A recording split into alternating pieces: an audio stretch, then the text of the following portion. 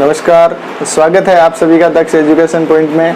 हम पढ़ रहे थे वैदिक गणित और वैदिक गणित में हमने 5 क्लासें पहले पढ़ ली है। बहुत छोटी छोटी क्लासों के रूप में हमने वैदिक गणित के काफ़ी टॉपिक्स पढ़ लिए थे। जैसे गुणा करने की विधियां हमने पढ़ ली। गुणा करने की विधियां के बाद में वर्ग ज्ञात करने की विधियां, घन ज्ञात करने की विधियां एवं जो हमारे अभी भाग करने की जो विधियां, उसमें हम 2 विधि पढ़ चुके हैं, निखिलम विधि और सूत्र परावर्त्य विधि। अगर आपने पहले हमारे क्लास को नहीं देखा है तो उन सभी क्लासों को आप पहले देखें, ताकि आज की जो ध्वजांक विधि है वो आपको बहुत अच्छी तरीके से समझ में आए। तो आज की क्लास हमारी रहेगी ध्वजांक विधि से भाग ज्ञात करना।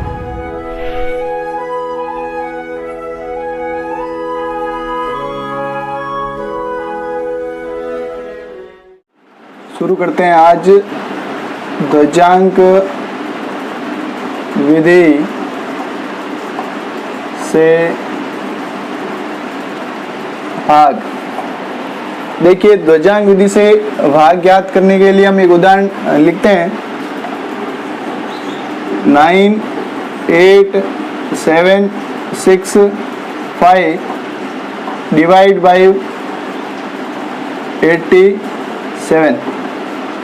ये हमने एक एग्जाम्पल लिया है, इसको हम सरल करेंगे। देखिए, आपको ध्वजांक विधि में सबसे पहला काम करना है, जो भाजक का इकाई का अंक है, भाजक का इकाई का अंक, इसे क्या मानना है आपको? ध्वजांक मानना है। क्या मानना है? ध्वजांक। और शेष जो अंक है उनको मानना है मुख्यांक। क्या मानना है? मुख्यांक। और ध्वजांक और मुख्यांक को लिखने का तरीका है वो रहेगा आपके मुख्यांक, और मुख्यांक की घात में लिखा जाएगा ध्वजांक।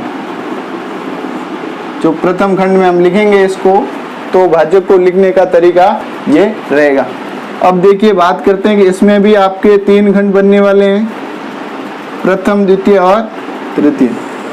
तो ये ऐसे हमने खंड बना दिए, प्रथम खंड, द्वितीय खंड और तृतीय खंड। प्रथम खंड में हमें पता है कि हम बाकी जो भाग विधियां हमने पढ़ी है, निखिलम विधि और परावर्त्य विधि, अगर वो आपने क्लासें नहीं देखी है तो आप उन क्लासों को पहले जरूर देखें, ताकि ध्वजांक विधि बहुत अच्छी तरीके से आपको समझ में आए। अब देखिए, प्रथम खंड में हम यही लिखते थे, भाजक के अंकों को लिखते थे। यहाँ पे लिखने का तरीका थोड़ा अलग है। यहाँ पे हम पहले लिखेंगे ध्वजांक और यहाँ लिखेंगे मुख्यांक। तो देखिए, ध्वजांक को लिखने का तरीका है वो है पावर में घात में लिखना है ध्वजांक वाले अंक को, और मुख्यांक वाले अंक को बेस या आधार के रूप में लिखना है। जैसे हम लिखते हैं 87 को 8 की घात 7, यहाँ आपका ध्वजांक रहेगा और ये रहेगा मुख्यांक। ये ध्वजांक होगा, ये क्या होगा? मुख्यांक होगा। इसको लिखने का तरीका यही रहेगा। ध्वजांक पावर में रहेगा और मुख्यांक होगा वो आपके बेस में रहेगा, आधार में रहेगा। अब देखिए, ध्वजांक के अंदर जितने भी अंक हैं उतने भाज्य के अंक कहाँ लिखे जाएंगे? तृतीय खंड में लिखे जाएंगे। शेष अंक कहाँ लिखे जाएंगे? मध्य खंड में लिखे जाएंगे। लिख दिए। अब यहाँ पे देखिए, बाकी विधियों में हम क्या करते थे, मध्य खंड का जो प्रथम अंक है इसको सीधा का सीधा हम क्या लिख देते? नीचे लिख देते थे, वैसा का वैसा। इसमें ऐसा नहीं करना है। मुख्यांक का द्वितीय खंड के अंदर जो पहला अंक है उसमें आपको भाग लगाना है, यानी कि 8 का 9 में क्या लगाना है? भाग। 8 का 9 में हम भाग लगाते हैं। यहाँ पे आपको साथ साथ में संकेत भी लिखना है। पहला आपने लिख दिया 9 भाग 8, तो भागफल कितना आ रहा है और शेषफल कितना आ रहा है, दोनों आपको क्या लिखने हैं? लिखने हैं। 8 का भाग 9 में लगाएंगे तो भागफल, ये आपका है भागफल, और 8 का भाग जब 9 में दिया तो 8 एकम 8, और यहाँ शेषफल रह गया, उसको आपको लिखना है अगले अंक के बेस में लिखना है, आधार में लिखना है। तो ये जो संख्या बन गई, ये टेढ़ी बन गई, तिरछा 18 बन गया ना। तो भागफल आया 1, 8 का 9 में भाग दिया तो, और शेषफल भी कितना 1। तो हमारे पास नया भाज्य प्राप्त हुआ, वो क्या हुआ? नया भाज्य हमारे पास दिख रहा है 18, और 18 सीधा नहीं है, क्या है? टेढ़ा, और टेढ़े को सीधा करना बहुत ही जरूरी है। तो हम क्या करते हैं, यहाँ टेढ़े को सीधा करते हैं, यानी कि नए भाज्य को संशोधित भाज्य में परिवर्तित करते हैं। तो यहाँ पे लिखते हैं हम तीसरा भाग, संशोधित भाज्य क्या होगा? 18 में से आपको घटाना क्या है? भागफल का प्रथम अंक गुणा ध्वजांक, यानी कि ध्वजांक को भागफल के अंक से गुणा करना है। तो प्रथम अंक है भागफल का, इसको ध्वजांक से गुणा करते हैं, यानी 1 गुणा 7 कितना आ गया? 18 में से 7 गए, 11 आ गए, यानी कि अब 18 नहीं, हमारे पास कितना है? 11 है। सीधा भाज्य कितना आया? 18। संशोधित भाज्य को आप ट्रिक से याद कर लें, सीधा भाज्य, नए भाज्य को टेढ़ा भाज्य, और टेढ़े को सीधा करना। टेढ़ा 18 था, इसको सीधा किया तो 11 बन गया। अब 11 में हम 8 का वापस भाग लगाएंगे, 9 में हम भाग लगा चुके हैं, तो 8 का भाग 11 में लगाएंगे, कितनी बार जाएगा? 1 बार जाएंगे। यहाँ लिखना पड़ेगा 11 भाग 8, भागफल आपका 1 और शेषफल आपका 3। शेषफल को लिखेंगे अगले वाले अंक के आधार में, यानी कि 7 के आधार में क्या लिख दिया? बेस में 3 लिख दिया। तो हमें नया भाज्य प्राप्त हुआ कितना? 37। 37 कैसा है? टेढ़ा है।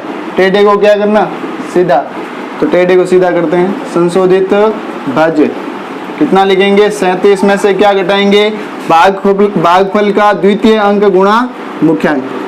पहली बार में पहले अंक को मुख्यांक से ध्वजांक से गुणा किया था, दूसरी बार में हम द्वितीय अंक को ध्वजांक से गुणा करेंगे, यानी 2 गुणा 7। 2 गुणा 7 कितना आएगा? 37 में से 1 गुणा 7। 37 में से 7 घटेगा तो कितना आएगा? 30, यानी कि 37 को जब सीधा किया तो आया 30। अब वापस 30 में 8 का भाग लगाएंगे, यहाँ लिखेंगे अगला पार्ट में 30 भाग 8, यहाँ लिखेंगे भागफल 8 का भाग कितनी बार जा रहा है? 3 बार। शेषफल कितना बच रहा है? 6। 8 दिए कितने होते हैं? 24 और 6 30, तो 3 बार भाग चला गया। शेषफल कितना? 6। तो आपके नया भाज्य आया, या टेढ़ा भाज्य जिसे कहते हैं, कितना आया? 66। इसको करना पड़ेगा सीधा, यानी संशोधित भाज्य। तो 66 में से क्या घटाएंगे? तीसरी बार भागफल के तीसरे अंक को ध्वजांक से गुणा करेंगे, -3 गुणा 7। 3 गुणा 7, यानी 66 में से 21 घटेगा तो कितना रह जाएगा? 45 रह जाएगा। अब 66 को जब सीधा किया तो हमारे पास आया कितना? 45। 45 में जब 8 का भाग लगाते हैं हम, तो भागफल हमारे पास कितना आया? 8 पंजे 40, 5 बार, और शेषफल कितना? 5। शेषफल भी 5, भागफल भी 5। शेषफल लिखा जाएगा अगले अंक के आधार में, बेस में। तो यहाँ कितनी बार भाग गया? 5 बार। अब 55 जो आ रहा है वो कैसा है? नया भाज्य है। नया भाज्य आया हमारा 55, इसको संशोधित भाज्य में परिवर्तित करना पड़ेगा। तो 55 माइनस चौथे अंक को क्या किससे गुणा करेंगे? ध्वजांक से। तो कितना आएगा? 5 गुणा 7। 5 गुणा 7 तो कितना आएगा? 7 पंजे 35, यानी 55 में से 35 घटेगा तो कितना आ जाएगा? 20, यानी 55 को संशोधित भाज्य में परिवर्तित किया तो यहाँ आया 20। अब 20 में हम किसका भाग लगाएंगे? 8 का भाग लगाएंगे। अब लगाने की जरूरत नहीं है, क्योंकि तृतीय खंड में जब संशोधित भाज्य आ जाता है तो उसको हम सीधा का सीधा क्या लिख देते हैं? नीचे की ओर लिख देते हैं। इसे हम कहेंगे शेषफल, और इसे कहेंगे भागफल। तो आशा करता हूँ कि आप सभी को बहुत अच्छी तरीके से ये ध्वजांक विधि से भाग ज्ञात करना समझ में आ गया होगा। Thank you.